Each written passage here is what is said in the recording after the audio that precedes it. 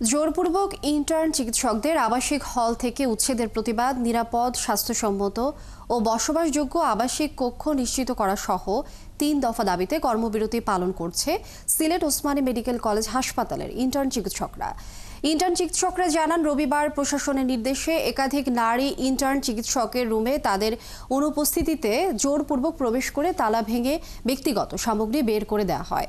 এদের মধ্যে একজন ইন্টার্ন চিকিৎসক অন্তঃসত্ত্বা ছিলেন, তার অবস্থা সংকটাপন্ন। এমন ঘটনাকে অমানবিক ও আইন বহির্ভূত উল্লেখ করে এর প্রতিবাদে সোমবার সকাল থেকে ধর্মঘটে নামেন ইন্টার্নরা। তবে সকল ধরনের জরুরি চিকিৎসা সেবা ধর্মঘটের আওতামুক্ত বলে জানান তারা। অবিলম্বে দায়ী ব্যক্তিদের বিরুদ্ধে দ্রুত প্রশাসনিক ব্যবস্থা নেওয়ার দাবি জানান তারা। আবাসন সংক্রান্ত সমস্যা সমাধান না হলে আন্দোলন চলবে বলেও জানান ইন্টার্নরা। শেষ খবর পাওয়া পর্যন্ত আন্দোলনকারীদের সাথে কর্তৃপক্ষের বৈঠক চলছে। তবে এই ধর্মঘটে রোগী সেবায় তেমন একটা প্রভাব পড়েনি বলে জানায় হাসপাতাল কর্তৃপক্ষ।